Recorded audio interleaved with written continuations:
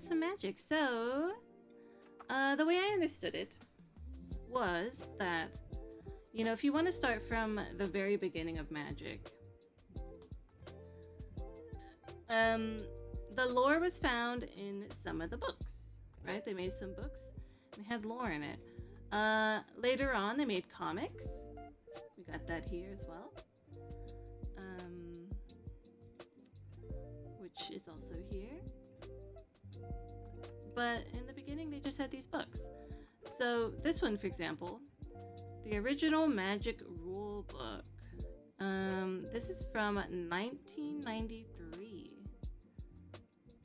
So that was the first magic rule book. And in it, there was an introduction that we can read. And then after that, after the introduction, it just tells you how to play the game and blah, blah, blah. Which, like, obviously, we know how to do that here. So we're not going to read all of this part.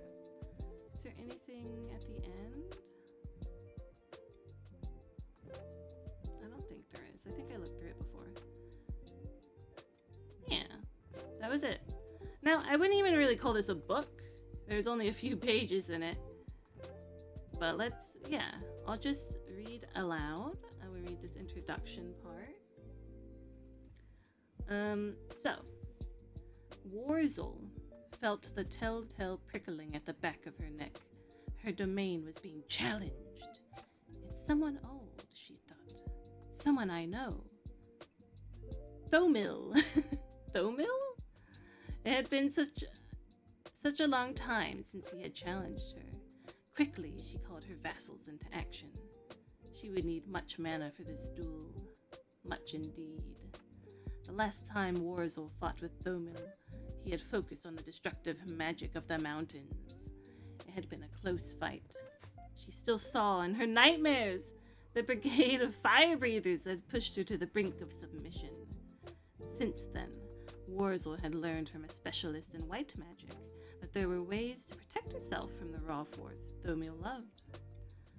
Unfortunately, the white magician had been unwilling to part with the knowledge in exchange for her offered artifact. She had been forced to coerce it out of him in other, more violent ways. It took a while, but she was far more experienced. She was a far more experienced duelist than he, and in time, he was forced to yield what she sought. Warzel soon found that gathering the proper mana for her protective spells was going to be difficult. She needed the mana of the countryside, and disturbances in the ether were preventing her from making the necessary psychic bonds to any of those lands. She had precious little to draw on in the first place, so it could take a while before she managed to get a link to the plains. Just having the knowledge to protect yourself isn't enough, she thought. Well, let's see if I can't stall him with my friends of the forest in the meantime. Warzel resisted the temptation to invest herself in blue magic, in case the rumor that Thomil had taken to raising serpents had any truth. Now she began to regret the loss of the glasses of Urza, which might have given her some clue where the focus of his attack would be. Thomil countered her creatures with a legion of undead. Black magic, she thought. Thomil! I wouldn't have expected that from you. Thomil had always enjoyed displays of pure power, but she had regarded him as a relatively clean fighter. At least, cleaner than most. A sudden sense of horror came over Warzel as she felt a large drain on the mana plane, an enormous drain, accompanied by a stink of sulfur in the grave. Something big was coming. Learned some new tricks since we last met, eh? Muttered Warzel under her breath. Probably not like that, but, you know. Well, so have I, dear Thomil. So have I. It was going to be a tough fight. Yes, so at least in Link you say this is the explanation for the mana system. I mean, I guess so, right? Like, it's saying that you get, you know, you have to, like, commune with the land, I guess, to get the magics from it. But, like, it's kind of confusing to me, because I'm like, who the fuck's Warzel? And Thomil? You know? Bad card, the glasses of Urza. I thought it was used in some decks. That's the very first like magic lore we ever have. A random mage? That's it? She's just a rando? Pretty sure this is the old lore. Yeah, I mean we're starting from the first. So after that, oh, there are no planes yet, you think? Yeah, I guess so. So in chronological order here, there were some other things going on. We can like just take a quick looky look. So it says chronological order. There was limited edition alpha. These are some of the cards. Animate wall. Target wall can now attack.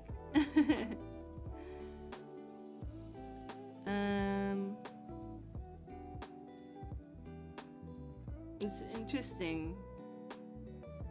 You know, the art on these is so sick. Like some of them are a little janky, but like also, you know, it's got a little character. The beginning wall was defender, but it was a type. Yeah. I think I know what you mean. It's a bit different from how it is today. Some of the blue cards. Rain geyser? The fuck? Look at that. It's a geyser coming out of the brain. That doesn't seem good. Yeah, I've seen this one.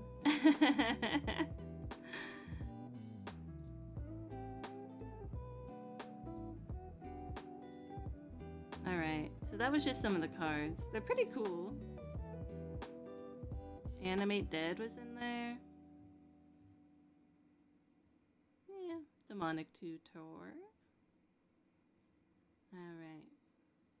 We don't need to see that. I don't know what this was. It says card set antiquities. I don't know, but you know, there's more cards there. And then we get to Rorica's Tale. It's not the original Demonic Tutor? Then they're lying to me. No.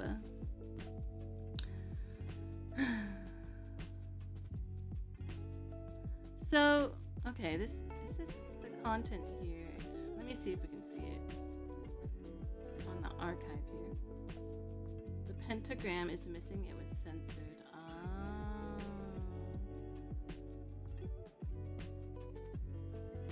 Pocket Player's Guide. Okay, that's fine. Well, this is a nicer way to read it, isn't it? So, Rorica's Tale. The Ergamon plane did not impress her. Who's her? They start like so ambiguous. Lots of cards got censored. That's weird. I mean, I guess it's not that weird, you know? There are a lot of pentagrams. Okay. I do know, for example, you know, D&D way back in the day, like a lot of people thought it was like the devil, you know, like your parents would be like, no, my child can't play D&D. They're hailing Satan or something. I really don't know, but yeah, same idea. Yeah, so I guess, but I don't feel like it needs to be censored now. But I don't know. But I mean, it doesn't really matter to me. Okay, the Ergamon main did not impress her with its colossal peaks and exotic fauna. Of course, colossal and exotic are nearly meaningless words to Warzel. But it's Warzel again! Because they presume everything else in Dominia is average or normal. Which is not an assumption Warzel makes by now. So I suppose it is no surprise that she wasn't impressed. I was, though. Ergamon is a small, hidden plane. At least that's what Warzel told me. Though it looked as vast as any other world I had visited. I have no idea what she means by hidden. For me, a hidden place is a hole-in-the-wall tavern where I can escape attention, or a woodland grotto obscured by the surrounding forest. Dominaria? Well, it says Dominia. You read to height? It says Dominia. It says Dominia right here. can't see. Okay. Dominia. Yeah. They might have changed it. I don't know. Or it could just be a different place. Let's see. Or a woodland grotto obscured by the surrounding forest. For someone who has ways of seeing and traveling between worlds, like Warzel, maybe planes be hidden in the same way. Huh. But what would obscure a wizard's sight when she can see from plane to plane? Some sort of plane forest? Thinking about what Warzel means usually makes my head ache, so I've learned to stop worrying about it. Warzel is a planeswalker. Spoilers! Spoilers! Even though we kind of just figured that out. We were standing near the bottom of a ravine between two of the Argamon mountains. The breeze was dry and subtly scented. The base of the mountain met the ravine in a craggy black cliff, slick with trickling streams. About 100 feet away on the ravine floor, we could see what appeared to be a dry riverbed. Warzel was examining the ruins of a structure built of shiny black rock. Each stone was as large as a horse. That's a big rock. Occasionally, she would mutter some incantation or pull some weird instrument out of thin air, which she would pass over the rock. When she was satisfied, the instrument would disappear. Planeswalkers can travel light. Oh, like, okay, can travel light. Like, they don't they don't carry a lot with them. Yeah, it says they walk between planes. We came to Argamon to seek lines. Wizards use lines to connect to the lands of the planes, from which they draw most of their power. Once we find a line, Warzel establishes a bond to it, and then she can draw on that bond for mana. Finding the lines is my job. I am good at it. I think it's because I'm built so close to the ground. Occasionally, we come across something else she's interested in, like a device or place, or maybe a creature of some type, or a pile of black stones. I can never predict what will interest her and what she will pass by. Sometimes she will spend days examining something and then leave without a comment. At other times, she will give a shout and show me a kaleidoscope of colors emitting from her hand, or a pool of some sparkling liquid, or sometimes something I can't even see. She says that these things have lines like the landlines, and that she bonds with them as well. I don't usually ask her what these lines do for her anymore. Sometimes I understand her response, but more often I just nod and wag my tail as she tries to express something I can't comprehend. Sometimes she'll flush a little while explaining. I suspect that even she isn't sure what all the lines can do. Yeah, so it's the ley lines. I was resting, half napping, beside the stone heap. Warzel was sitting beside me, reading a parchment she had pulled from nowhere, when my fur began to stand on end. I started with surprise. Her warning field had just activated. That usually meant another wizard was nearby, which also meant there was going to be trouble. I have a theory about why wizards fight so much. When whelps are together, they fight. We call it play fighting, but it can get pretty serious. The thing is, they can't hurt each other too badly. Their second set of teeth haven't come in yet, the male's acid sacs still contain water, and the females haven't hit their growth spurt. I think wizards fight a lot because they can't really hurt each other too badly either. With an infinite number of places to flee and their personal magic to protect them, wizards can't suffer much direct harm. Warzel, though, would probably say she fights to protect her domain.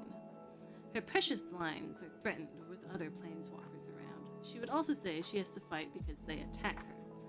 That's true, and she attacks them in anticipation of this. Planewalkers do make friends with each other, but the paths to friendship are like paths between planes, unstable and often violent. Warzel's best friends are old dual opponents. Okay. I had only been through a few duels by then, and Warzel had told me that if I didn't stay close by, She might not be able to keep me shielded or bring me with her if she was forced to flee. She also told me that if I were constantly underfoot, she would toss me out herself, even though I weigh about 3 times as much as she does. So I wasn't sure just how far away from her I should get at a time like this. She gestured and pulled a handful of lichen-covered dirt out of nowhere. The dirt clod was dripping water, and the lichen looked like miniature trees, over which hung a tiny rainbow. I glanced up and saw a real rainbow in the distance. I swung my head to see more clearly. A hand-sized map showed rivers flowing between her fingers, and tiny mountain lakes reflecting cloudlets. She sighed. Thomil. Her sigh made me shiver. I knew Thomil was another planeswalker, and a powerful one, from what Wurzel had said. I peered closer at her clump of dirt, trying to see Thomil. Wurzel glared at me and blew across the top of the map, raising a cloud of dust, which made me back off, sneezing. Letting go of the clod, she reached in front of her with both hands, as if she were preparing to play an unseen harp. I had seen this before. She was gathering her lines for battle. You could tell by the way her fingers and hands would disappear and reappear quickly with a flicker. Soon I saw some of the landlines in her hands. She took some of the lines and began to braid them. I can see why wizards don't keep their lines braided all the time, so they can always draw on their power. The energies that crackle through the lines are immense, even to those standing close by, let alone to the wizard holding the lines in the hand. It would look like leaving a teapot always boiling so you could make tea any time, except that the wizard is the teapot. Wurzel pulled at the air with one hand as if yanking an invisible rope. There was a crack, and out of the air fell half a dozen little winged people. Scrib, I thought, and backed away. I'm a Whitley teapot, shonen stout nya. Yeah, we're all little teapots. We're all little wizard teapots. They hit the ground and dusted themselves off, buzzing angrily amongst themselves. The cloying odor of slightly aged marigolds hung in the air. The cloying odor. One of the scrib pointed at me and said, Kawabuye no Rori Kakamf. Kawabuye no Rori Kakamf.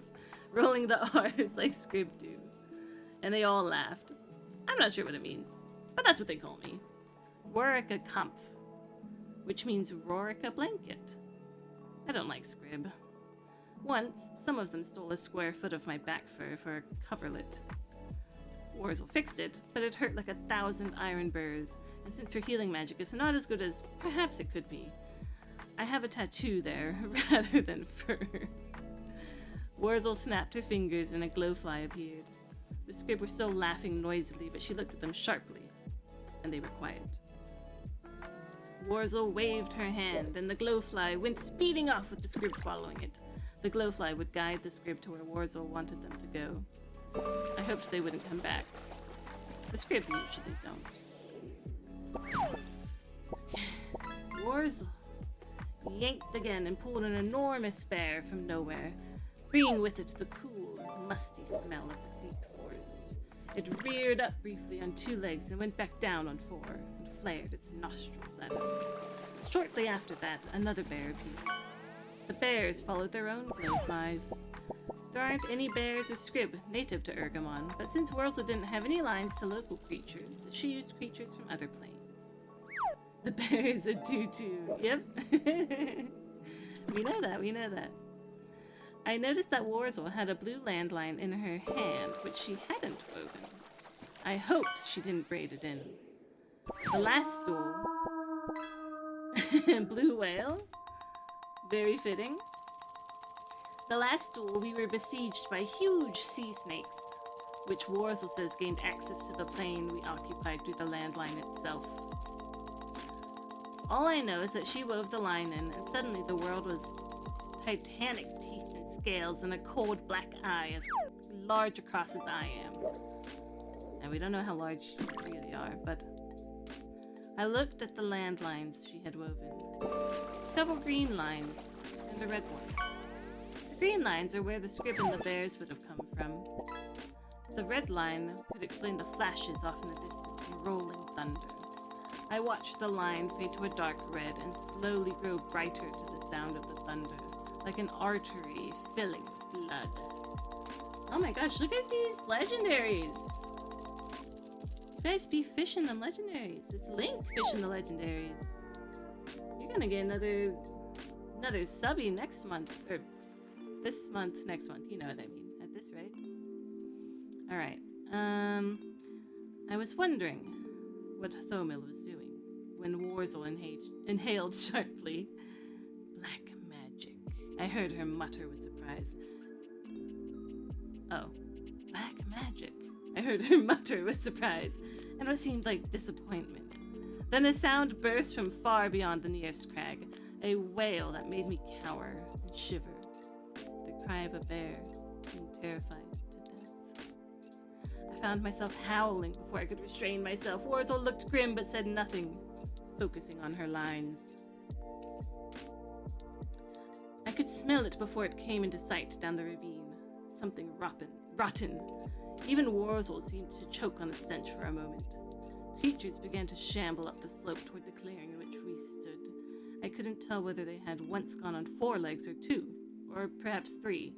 I could only tell that these beasts no longer lived. They just moved. I saw their progress falter and stop.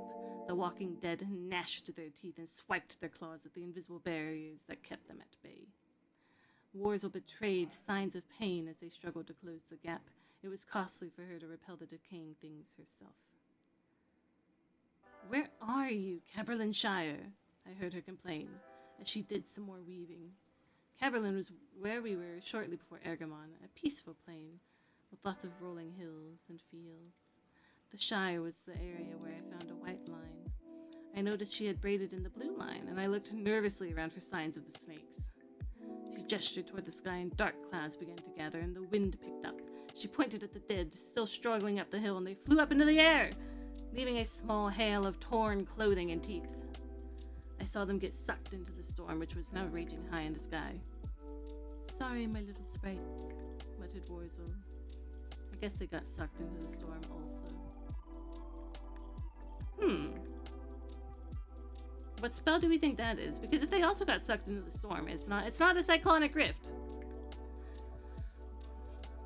I don't know the old cards either. Cyclonic rift? No, it's not. Her own stuff got sucked in. Plus, I don't think that existed at the time, did it? It's alright. I'm just curious.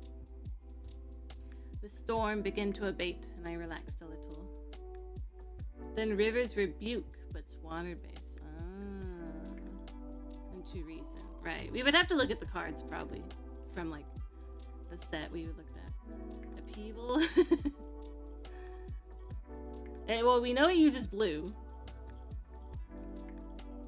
Okay. The storm began to abate, and I relaxed a little. The wind had cleared the stench of the grave, and the sun came out again. I wondered if both bears had perished, or just the one whose death cry I had heard. Warzel was still muttering about her missing white line, and about the protection she'd have if she found it, when she suddenly quieted and froze. She looked off into the distance, and began to turn pale. She glanced anxiously at the floating clod and went back to her weaving with redoubled effort. I was terrified. I looked at the map and saw a dark shadow hanging off to one side. The air began to stink again. Not as strong as the Walking Dead, but much more corrupt. I suspected the source of the smell was still far away. A wild gibbering echoed from down the ravine, and up the hill came bounding a lanky, hunched man thing.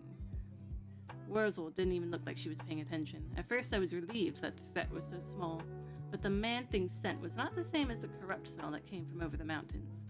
In fact, the stench was now so strong that I could barely make out the scent of the creature clawing its way through Warzel's barriers. Warzel snapped an invisible rope, and out of nowhere fell more sprites. I concealed my disappointment. She created a glowfly for them to follow and sent them off over the mountain, confirming my fear that the real threat hadn't yet arrived. The Pit Lord. I don't know who that is. I don't know that one. The sun was blotted out as a solid, spreading darkness came over the mountain. The stench was overpowering. The cries of the man-thing were drowned in the beating of enormous wings. When the darkness landed, the ground shook so hard that rocks broke from the cliff and fell about us. The creature stood in the riverbed down the hill, but its head was level with us. It was some type of demon, the skin blackened and bathed in patches of flame. From its huge fists with nails the size of plows fell the charred remains of the sprites. No! Heat struck me as the demon strode up the hill. Small trees and bushes on the hillside burst into flame as it passed. The man-thing still yammered and clawed before us, cowed by this new terror. Crushing the beast in its left hand, the demon tore at the limp body with its teeth. Well, that's one problem solved, I thought, hysterically. Thomil, you fool, you fool! Cried Warzel. The Pit Lord! I can't believe you can be this stupid! You were right. Nice one. Nice. The demon raised both fists above its head, the remains of the man-thing dangling from its mouth. It brought them down on us with such force that Warzel was thrown to the ground, even under protective fields. I heard her scream in pain. I howled. Gasping, she scrambled to her knees and began to gesture frantically. I shut my eyes and pressed myself flat against the ground. Perhaps the Pit Lord wouldn't notice me. Not that it mattered. If Warzel died, I was as good as gone anyhow.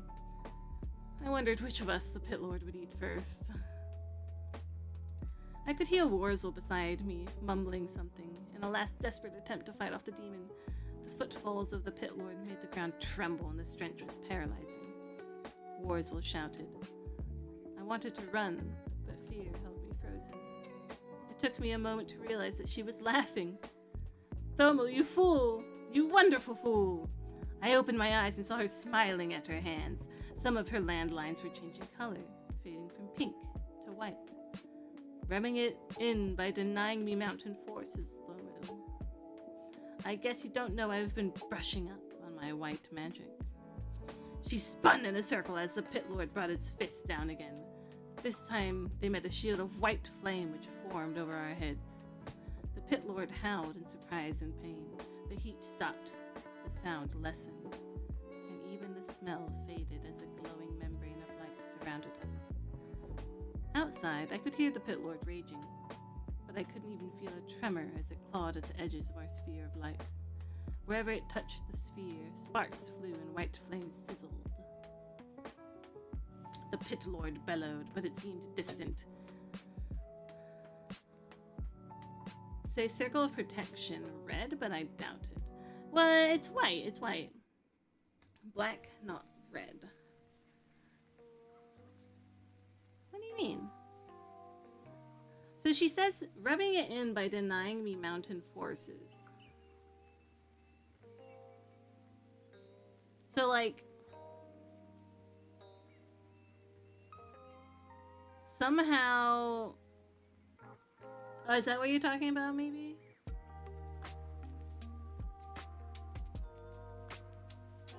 Yeah, the circle's white spells.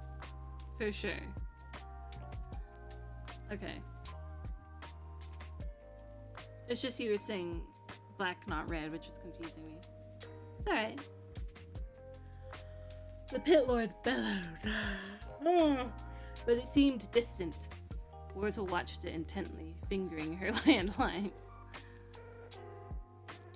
Frustrated by the impenetrable light which surrounded us, the Pit Lord soon gave up the attack. Spreading its huge wings, the demon launched itself upward and flew off over the mountain.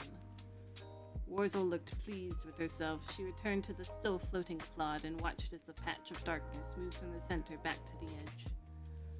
Poor Thomil. You should be careful what you play with. I guessed then that the duel was over and that Warzel had won. The glow faded and Warzel scrambled out of the ravine. I followed her reluctantly. Without the sphere to protect us, I wasn't sure that the Pit Lord wouldn't come back. Warzel noticed me lagging behind and smiled. Don't worry, Rorica, she smiled. It won't be long before Thomo is forced to abandon the plane, and I'm sure he will be spending ages healing. Meanwhile, it's time to claim the spoils of victory. I know what that meant. Often, when a wizard is banished from a plane in the heat of battle, they leave behind lines untended. We headed over the mountains to Thomo's last location. We could have gotten there much faster if Wurzel used magic, but she seemed to enjoy the climb. She was thinking about something that excited her. The Pit Lord raged about for a while, but eventually got bored of venting its anger on the Aragamon wildlife and scenery. When I looked at Wurzel's map a few hours later, the dark spot had vanished. A thick, oily smoke hung in the air for the remainder of the day. When we arrived at the place Thomil had last stood, we saw only a steaming, hissing crater. I couldn't find any landlines. Still, more must have happened in the duel with Thomo than his defeat, because Wurzel didn't even seem disappointed.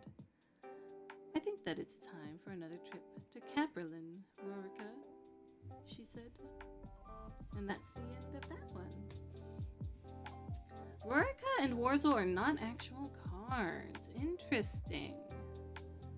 So Wurzel is a planeswalker, but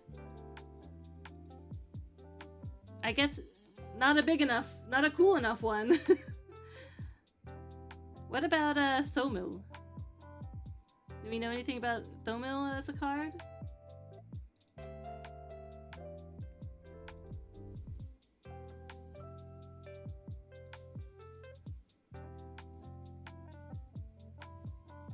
The Brothers' War?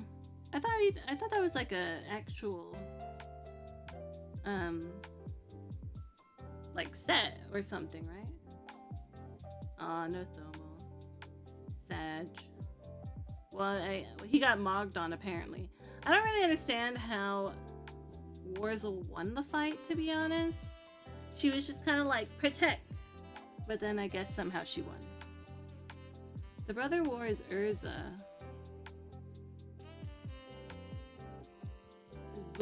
I forgot. I don't know what that means. But, I mean, the next one here, it's in chronological order. This is from May 1st, 1994. Supposedly. Oh, the Pit Lord has an effect to pay life. Ah. So he kind of like killed himself. I mean, he didn't kill himself, but he paid too much life and then he's like, I'm out. Yeah. Okay. That's, you know what? That makes sense. That makes sense then.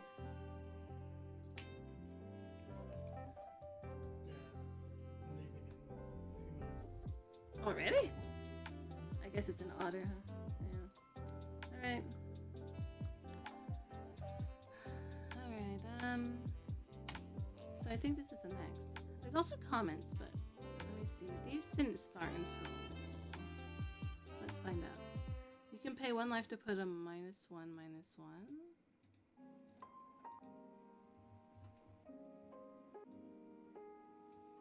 1994 in June is the first comic. The fuck? Wait. Okay, so that's soon. Wait, they started the comics early. I thought it took a bit more, to be honest.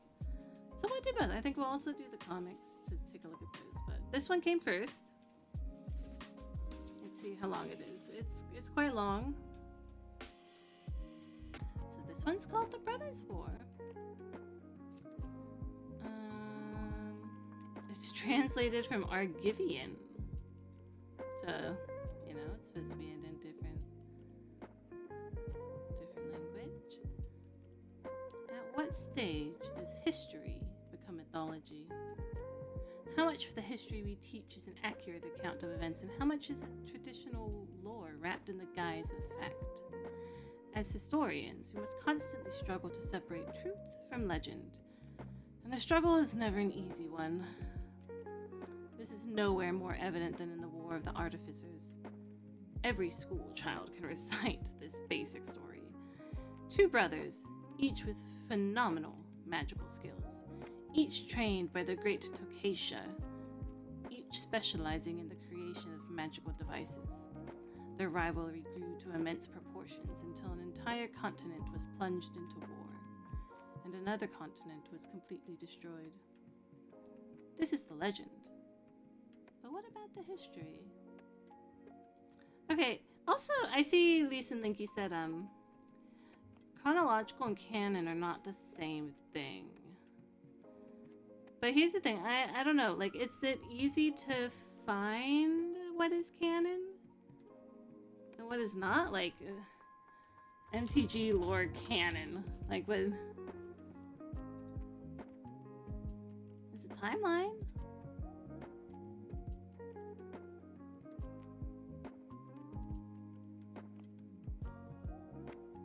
This is canon. Yeah, I assume so, because I've heard of the Brothers' War before, right? I've heard of that before. But, like, I thought it came later, although this one seems like it's just talking about it. Yeah, the war is. Yeah. Alright. Let's see.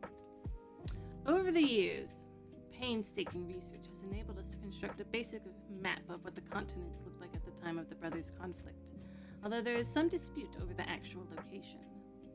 Tradition holds that present-day Argive is built over the ruins of ancient Argive, which was in turn built over the ruins of the legendary Thran Empire.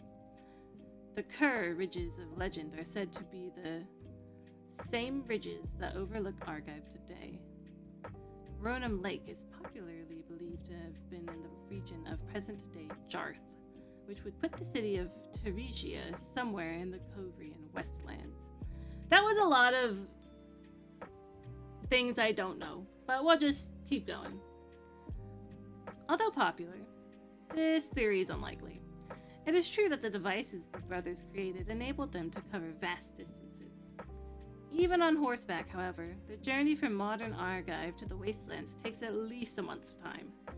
It's unrealistic to think that, even with their devices, Urza and Mishra would have routinely covered such distances in the course of fighting their war. It's impractical for large armies to cover such distances. My esteemed colleague overreaches herself in pronouncing the traditional map of the struggle absurd. It is certainly impractical for large armies to cover these distances in the modern era, but Urza, Mishra, Taunos, and Ashnod possessed remarkable magical skill and access to vast amounts of power.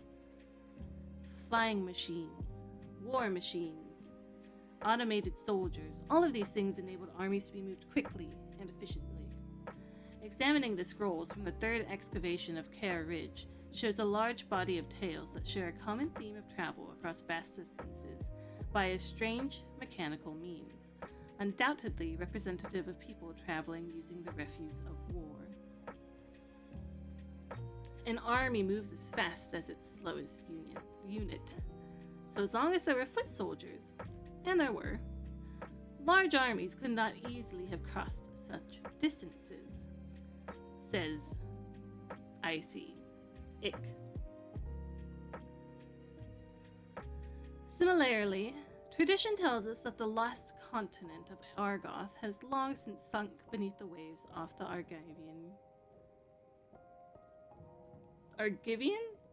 Argivian coast. I'm sorry if I keep saying the wrong. I'm saying it like different every time. Argoth's size has been clearly recorded as about a third the size of the continent of Tereziare. According to the traditional interpretation of Tereziare's size, this would make Argoth vast indeed, approximately 900 barim long and 700 barim across at its widest point. Again, this is unlikely. First, it is highly unusual to see an area this large completely covered in forest, as Argoth is believed to have been. Second, all of Argoth was supposed to have been destroyed in the final cataclysmic battle between the brothers. This would be all but impossible on a continent of 630,000 square barim. Numbers. Once again, Professor Caldus failed to take into account the vast power at the brothers' command. Granted, it is unlikely that all of Argoth was forested. This is doubtless an exaggeration on the part of our forefathers. Nevertheless, Urza and Mishra certainly commanded enough magical power to destroy broad tracts of land. Why else would these legends, far older than most stories, have persisted for so long?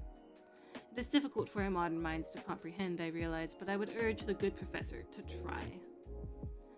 I would reiterate that even given the brothers' power, such a large scale is highly unlikely. I see. I don't know what that means. Okay. Judging from the records available, it is far more likely that ancient Argoth is in face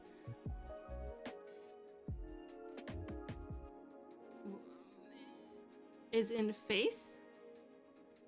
supposed to be is in fact Little Videnth Island, and that the greater art of Terusare now exists on Greater Videnth. This brings the entire conflict to a much more realistic, albeit still vast, scale. In addition, the more consistent with that described in accounts of the war. Ah, the Videnthian theory.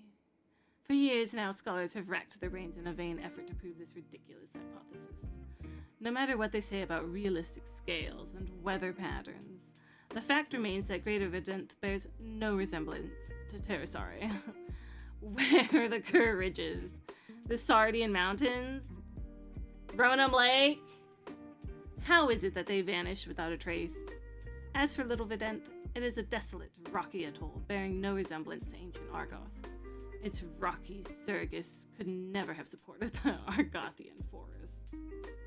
God. Apparently, my colleague has never heard of erosion. Anyhow, present-day Argive and the Kur Ridges that overlook it were named for those long-ago places, perhaps by refugees of the battle seeking a more peaceful existence. This is preposterous! Girl, modern Argive is over 1,200 barons south of Greater Videnth. Since Professor Caldus is so adamantly against our forefathers traveling such distances, this pilgrimage would seem to be an impossibility. And why would war refugees name a new country after the site of such sorrow and destruction? Never mind how so many people can move so far and leave no record of their trip in either anecdotal or archaeological evidence. Any fool can see that a one-time journey is much different from one that must be done on a regular basis. More is known about the actual conflict between the brothers, although the details, especially about their early years, are still sketchy. They were probably born in Argive itself and almost certainly orphaned at an early age. It is unclear just when they began manifesting signs of being able to wield magic. It must have been at a remarkably early age, though, since their apprenticeship to Takesha began before either of them had reached the age of 10. As my esteemed colleague has so vociferously maintained, we cannot always take the legends at face value. Although Urza and Misha are popularly believed to have been orphans, there is, in point of face, no evidence to support this story. The only thing we know for sure is that Takesha brought them to her school, claiming that they were brothers and orphans. This may or may not have been true. On the one hand, Takesha had a reputation for honesty and integrity. On the other hand, she would have sensed the boys' immense potential the moment she encountered them. It is possible she took them from a loving family, or even that she killed the parents herself in order to bring the boys with her. But we don't talk about that. Almost nothing is known about those early years with Takesha. It is reasonable to assume, however, that a magic apprenticeship in those days was not altogether different from what it is today. The brothers would have spent much of their time in mundane chores to build self-discipline and a sense of purpose. Their studies would have encompassed the basic concepts of mana, spellcasting, and spell control. They would have begun mock duels about the age of 14, quite young by modern standards, but by all accounts perfectly acceptable in that particular time and place. The story of the pilgrimage to the cave of Koilos is well known, and in this case, we can safely assume that history and legend coincide. Takesha took two-star pupils, then about 16, on a pilgrimage to the cave. While exploring its chambers, Urza discovered the Might Stone, and Mishra the Weak Stone. These artifacts, and many others discovered at the time, were most likely relics of the ancient Thran Empire. Quite probably, it was these discoveries that inspired the brothers to pursue the study of artifact creation. Each could sense the immense power of his find, and each knew instinctively that this type of magical device would not have the unpredictable side effects of the more conventional spells. Let's see, Link says, Tokeisha can be played as a band commander. Let's look her up. Now, just go to Moxfield, because that's what I'm used to. Hey, get out of there. Tokeisha.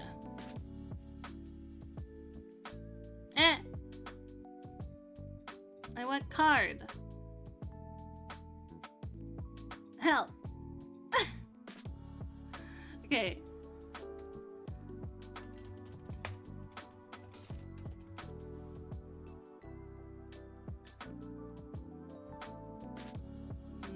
This lady, I guess. Scryfall.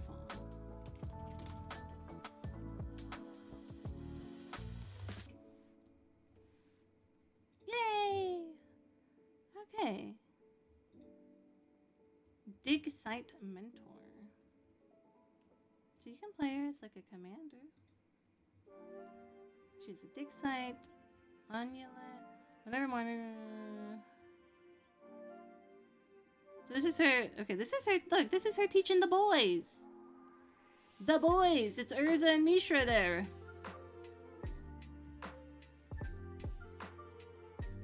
Bant Mill artifact.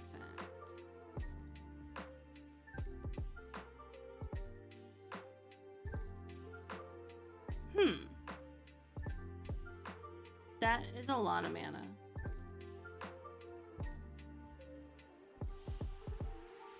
Alright.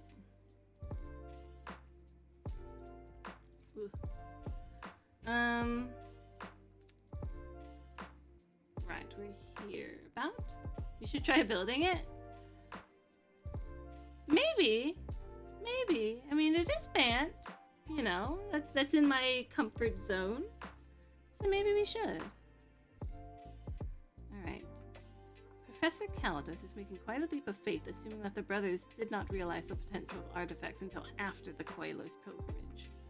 Urza and Mishra are mages of incredible power and perception. It is inconceivable, given the nature of their training, that they would not have realized something so fundamental until so relatively late in their lives. The Koilos pilgrimage may well have served as a catalyst for each of them, but to suggest it was their inspiration is to ignore the evidence. My learned colleague evidently has access to evidence that I have not. Certainly nothing that I saw would lead me to believe that either of them cut his teeth on artifacts. What does that mean? Cut his teeth on artifacts? What does that mean? I don't know what that means. It was at this time that the brothers began gradually to grow apart. They had always been rivals, but now their rivalry began to take a more hostile tone. No clue. Same. They became increasingly jealous of Tokeisha's attention. Where once they had collaborated on projects of magical research, now each of them warily guarded his secrets. It's possible that even this early on, each was beginning to form secret alliances in the hope of defeating the other. My dear professor, have you any idea what the life of an apprentice mage is like? They wouldn't have had time to creep about forming secret alliances. Although it is extremely likely that their mutual antipathy was quite advanced by this stage, there's no reason to suppose that they had resorted to plots. Apprentices don't stay apprentices forever. At some point, they became journeymen. Tokeisha's death seemed to trigger the final split between the brothers, and it has long been believed that, removed from her guiding hand, the brothers allowed their rivalry to grow out of control. This is not entirely supported by the evidence, however. There's ample documentation to support the idea that the final rift actually occurred several years before Tokeisha's death. But if so, what was the reason? For an answer, I believe we should turn to the mysterious figure of Ashnod. Though known as a brutal and tyrannical warlord in her later years, it's a girl! Ashnod's a gal! I didn't know that. We have hints that the younger Ashnod was quite different. Contemporary sources from her home city of Zegon describe her as cheerful and open-handed, a dutiful daughter. In a brilliant understatement, the same account goes on to describe her as a bright and promising pupil. In none of these accounts is there a hint of the ruthless, hardened warrior she was to become. She does human experiments. Oh, that's not good. I do know her altar sacrifices things for mana. That's probably not very ethical, huh? Okay, Professor Kalados places far too much faith in these contemporary accounts, none of which can be considered reliable. All were written by itinerant scribes or troubadours seeking patronage. In such situations, daughters of wealthy men are always paragons of beauty and virtue. But this has little bearing on reality. But even itinerant scribes choose their lives with care. A vicious, overbearing child might be described as spirited, but never as cheerful and open-handed. If only that was it. No spoilers! No spoilers, I don't know much. Nothing is known of how Ashnod and Mishra met. It is always supposed that this happened sometime after Tokasha's death, as the brothers were gathering support for their battles. There are intriguing clues, however, indicating that perhaps Ashnod met both brothers before Tokasha's death, and that rather than entering the picture after the rift, Ashnod was in fact the cause of it. This theory is patently ridiculous. Urza and Mishra were childhood rivals. This rivalry grew with their burgeoning magical ability until it became an outright war. It is a simple explanation and a common occurrence among brothers and mages. Any attempt to turn this into some sort of thwarted love triangle is both specious and infantile. Jealousy between mages because of the power wielded by each is a vastly more plausible explanation. Occam's razor and all that. If it is specious and infantile to examine the evidence and draw a logical conclusion, then I must plead guilty. Alright. A merchant living in Zegon describes a courtship in which two brothers, both journeyman mages, pursue the same young woman, the daughter of a town elder. Although the merchant does not mention names in his account, the circumstance is simply too striking to be a coincidence. Coincidence is always striking, but that doesn't mean we should instantly leap to the first absurd hypothesis that comes to mind. Mishra and Urza were studying at Tokasha's school in the Care Mountains. How did they come to be in Zegon? I reiterate, they were journeymen by this time, says Icy. Such a sassy little segment we got going. Oh, did our music turn off? No. There we go. From across the actions of the people involved, it becomes an easy matter to reconstruct the brothers' final split. Both pursued Ashnod for a period of several months. This competition threw their ongoing sibling rivalry into sharp relief. They had a final cataclysmic quarrel and parted ways forever. Ashnod, the cause of the dispute, was all but forgotten as the brothers began working to build alliances and find the resources necessary to manufacture their machines. Shortly thereafter, Tokasha died, ridding the brothers of their final restraining influence. The battle was joined in earnest.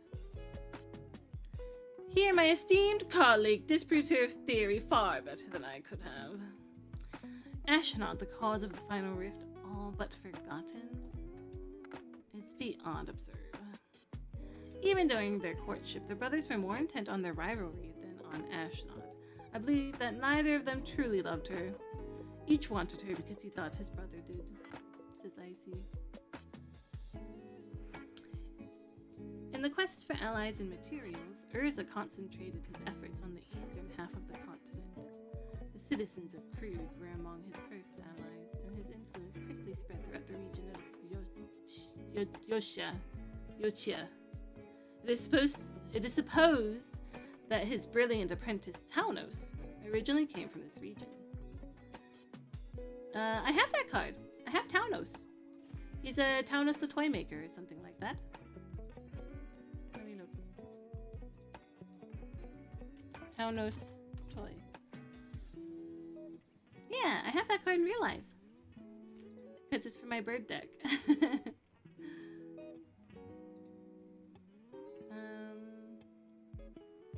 Where are we? Over here.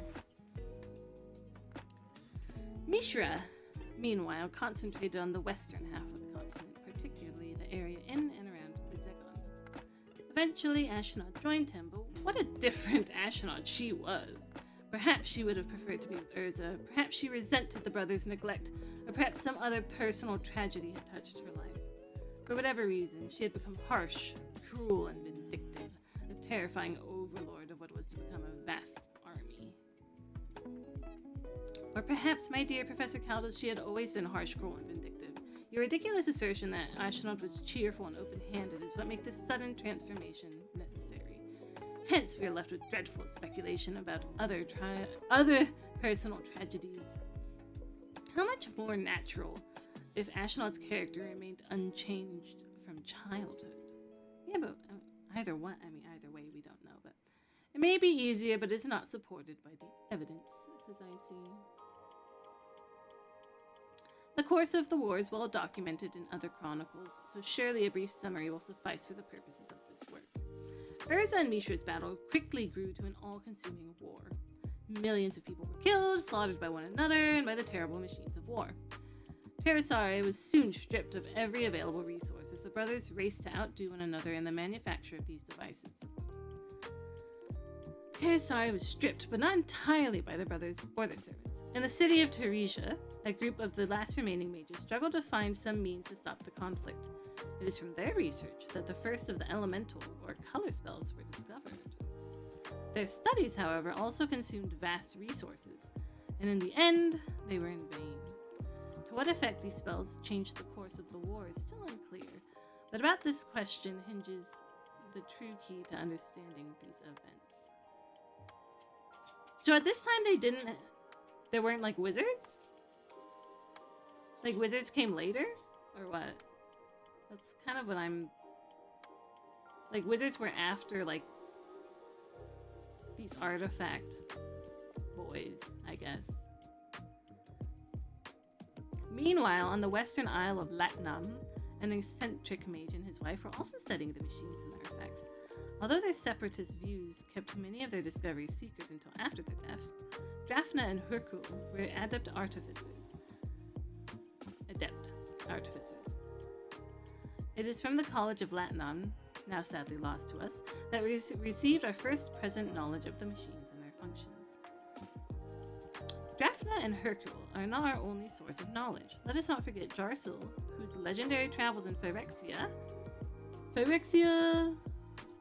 shout out, provided key insights into the eventual fate of destroyed artifacts. They were engineers that also did magic. So magic was existing. So I'm kind of confused about like this elemental or color spells.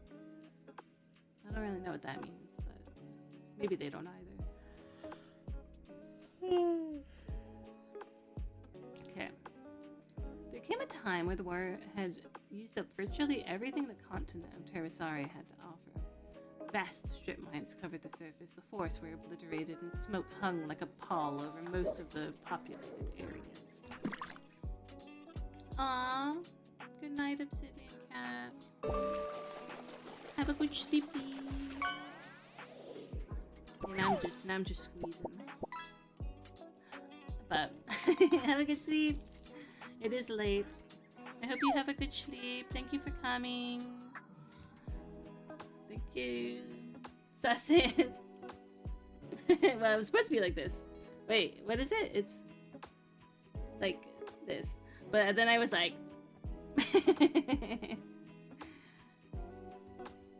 I changed it a little bit, yeah. I started groping you. And still the brothers searched for more power, a search which took them finally to the island of Argoth. Although somewhat remote from the main conflict, Argoth's vast forests and untapped mineral wealth inevitably drew the attention of both brothers. They rushed to exploit it, each certain that possession of the island would assure him of a final victory. The final catastrophic battle of the war, then, was fought at Argoth. We have almost no details about this battle. The fuck? And the few details we do have are often contradictory. It appears to have lasted for several months, although the actual length of time is difficult to determine. When the battle was over, Urza and Tawnos emerged victorious, and Argoth was a smoking ruin.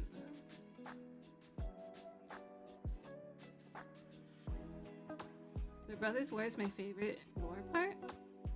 I don't know if this... So this is like the very first The Brothers' War description we have.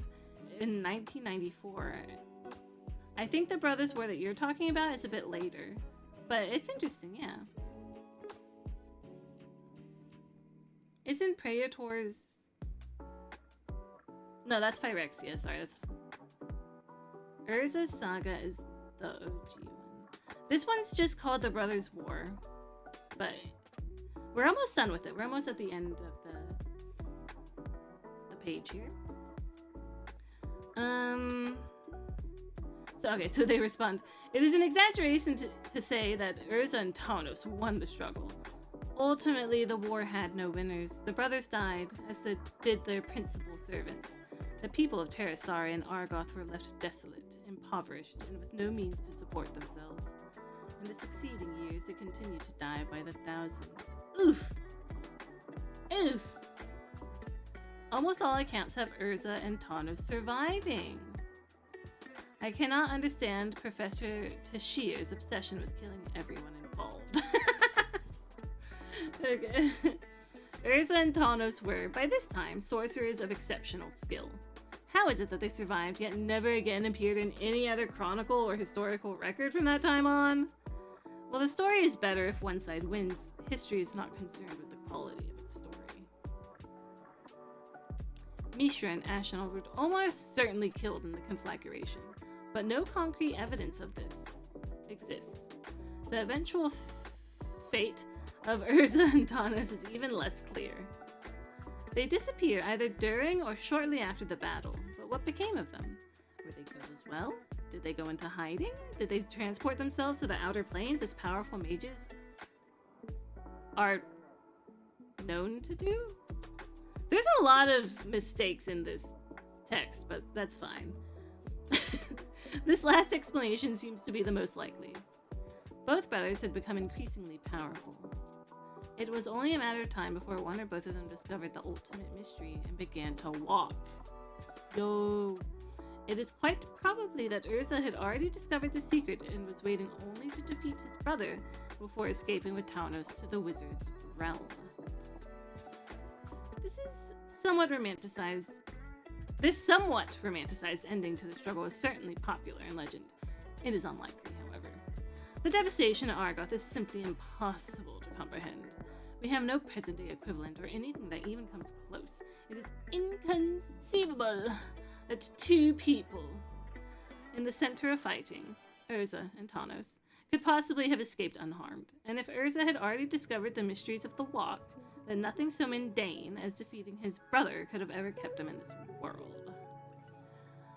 What if Mishra were able to follow him to the outer planes? Of course, Urza would want to see him defeated, so that would never happen. Yeah, I'm kind of like thinking that same thing. I see. This, then, was the brothers' struggle. It began in early childhood, was crystallized by their rivalry for a woman, and ended in chaos and destruction. The aftermath of the war was to last for many hundreds of years, eventually plunging much of civilized world into an age of darkness. But if a historian may borrow another mythological phrase, that is another tale. And then they're just fighting. Alright. You guys ready? Or should we stop for now? It's only 12, but... You know what? No, this one's short. We can do this one. So this one says, Magic the Gathering, The Dark. Are you insane? Mindor couldn't believe her ears. Or rather, her ear. A magical experiment had taken the left one years ago. I'm serious, Brand said quietly. He scowled, opening and closing his right hand as if hoping to catch hold of something. I have no choice. If I don't use those spells, I'll lose the whole outer ring. We can't all move on unchallenged planes. Mindor ignored the jab almost completely, merely narrowing her dark eyes. That's not the point, you fool. I can lend you spells if that's what you need. Ordinary spells are not what I need, Brand shot back, grabbing Mindrel's wrists across the well-worn table. I've got to have something unexpected, some ominous, half-forgotten power that will twist their minds and make them sweat blood. Something like that will destroy you as fast as it destroys them, Mindrel said, pulling away from Brand's grasp. Why do you think the dark spells were forbidden in the first place? I can handle them. It's not worth it! Brand, there's no way you can control those dark spells without sacrificing your own life force. It's suicidal! I told you I can handle them. I'm not going to use the black spells. I do have some sense of self-preservation left, you know. Brand smiled wryly. Mindrel shook her head. You don't understand. It's not just the black spells. All the spells can turn on you, even the white ones. I'm not using white either. I'm telling you it doesn't matter. Mindrel tickled them off of her fingers. No, ticked them off on her fingers. Ah, the black ones are indeed vicious, but they're cruel to the caster as well. The unity and defensiveness of the white spells are hideously warped into intolerance and persecution. You can't use blue unless you can deal with your own most terrifying nightmares. The ones buried so deep you probably don't even know what they are. And chaotic, uncontrollable red breaks down natural enmities, which can get you into real trouble if you're not careful. Even green is downright brutal, with a vicious backlash. If you've got to lose a duel, then I say make the other wizard beat you. Don't do it to yourself by meddling in the dark. Brand's jaw was set. Very well. You've given me your opinion. Now, if you excuse me, my outer ring is being challenged again, and I haven't got time to sit here and debate the ethics of dark magic. Stick to your cup of tea, Mindrel. I have a stronger brute mix. With a swirl of his cloak, Brand strode out into the waning light. Mindrel sighed and sent herself back to her own plane. Perhaps Brand really did know what he was doing, and if not, well, perhaps she could claim the outer ring. Time is a slippery concept to planeswalkers. Even so, Mindrel reckoned it had been a while since she'd heard from Brand. She wondered if he was still upset with her. The journey to Brand's home plane took only an instant. The moment the ground materialized under her feet, Mindrel knew something was wrong. The glowering sky spewed a gritty wind through the dying grasses, and large chasms, partially filled with a greasy, dark green liquid, gaped in front of her. Chasms. I'm supposed to say chasms, I'm pretty sure. Alright. Sensing the worst, Mindrel avoided the holes and headed for the home Brand had called simply his refuge.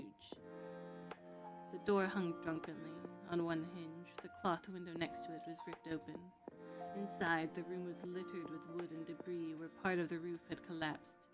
Mindrel wondered at the faint odor of decay until she caught a glimpse of the cold, lifeless body of Brand's familiar as it lay near the fireplace. Mindrel suppressed a shudder. She wanted to vomit, but it wouldn't do to show weakness. The other wizard, the one who had given Brand his final challenge, might still lurk nearby.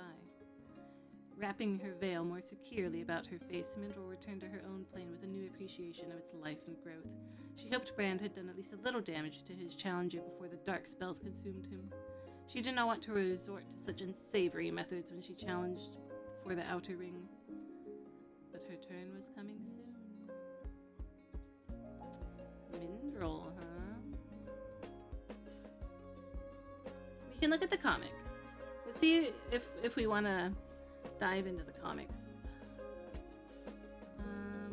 I'll do a one-page view. I think that's nicer.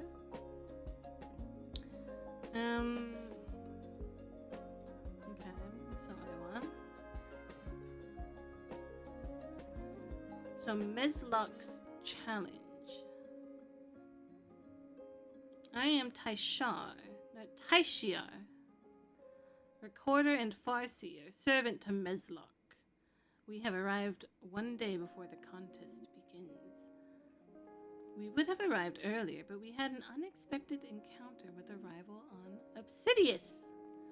This is Meslock's first time here, so he must find a city or town to accept him as their duelist. Okay. They're on the planet Mirankar. Bro, this is the tiniest page. Ah! Okay, 2-page view, I guess. Oh no.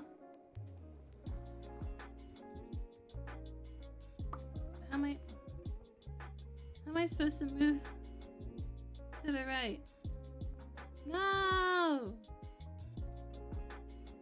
Guys. Maybe we can't read this very easily. I'm gonna have to like squint.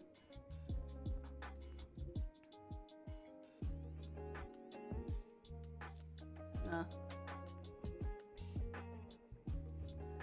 I guess we're oh, it's working. Okay, I have to squint. I don't think you guys can read it, but I don't know which is which, by the way. But I'm gonna try to. Oh, there it is. Now we have a little bar where you can move. Okay. Here, do it like this. Now we can see better. Okay. You did a sense nearby. Not a city, but a small village. Oh, you did sense a city nearby, so that makes more sense. Well, considering the time, it will do, but it's not the grandeur one such as I deserve. The place size does not matter, for they all carry a Shokol stone. Remember, the natives of this world can be potent spellcasters.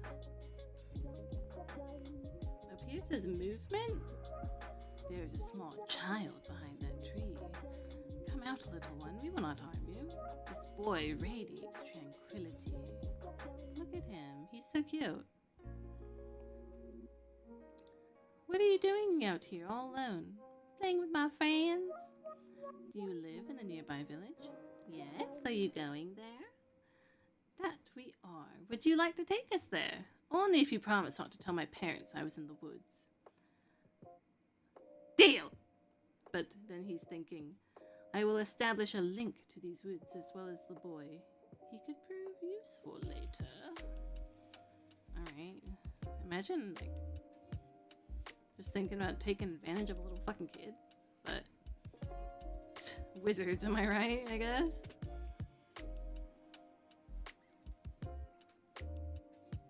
Okay. Meanwhile, in the city of Thorin, capital of Mirankar, another conversation is taking place. It is that time again, Drathka. The only relationship that this relationship exists is so that I'll have a sponsor for the only reason that this relationship exists is so that I'll have a sponsor for the contest. You know the offer. Same as last time. Yes, but this time I require one more thing. Your next child. Dun dun dun. What? There's no way I'll agree to that. You dare refuse me? The very one who brought you from being a small chieftain to king over the largest city on Mirankar? The very one who has restored your youthfulness time and again? Worm! You will agree or you will rot! I will return. Alright, Mr. Goblin Boy. Oh, spoilers. I sense one of great wisdom and one of minor magics. Welcome to Gordon Meslock, great grandson of Minak. Time will reveal many things to you, but now you must be confirmed as our duelist. How did you know? If you will accept. No! Someone says. I am the village warder. It is my right. No, you do not understand. For 10 years I have trained, and no one will replace me without a challenge. If it's a challenge you want, he fingers the red the red line. Then challenge this! And he just fucking zaps him. Meslock reaches out to the mountains on Obsidian, drawing its destructive energy to unleash lightning. Damn, he just got lightning bolted, bro. Ooh. Alright. I think that's it for today. So we learned about Warzed. I mean, even though she doesn't actually exist, you know, she's there to teach at the time the people about, you know, how magic kind of works, very basically. And then we learned about the Brothers' War, and that was kind of cool because, you know, obviously I've heard that term before, and you know, the way that they told the story was kind of fun. Like, again, I said I like the way that they did it. So next time we're gonna start from, what is this? A history of the fallen empires. Don't know what this is about. I haven't heard about it, but yeah, it'll be interesting. Also, it's also interesting to note that back then it seems like they were all written by this Kathy Ice, at least the ones that we're reading. Like, you know, these days they usually have like different people all the time, but at least back then, 1993, 1994, yeah, 1993, they just use the same person. But yeah, I will go for now. I think we've done enough for today. You know, play some magic, go through some lore, and I think we're gonna do this every Monday. We're gonna, you know, hopefully you guys like it and we keep going. So yeah, thank you for coming. I will see you Wednesday, not tomorrow. Actually, maybe tomorrow. Well, I'll put it in the Discord. Alright, see you guys. Bye. See you, girlies.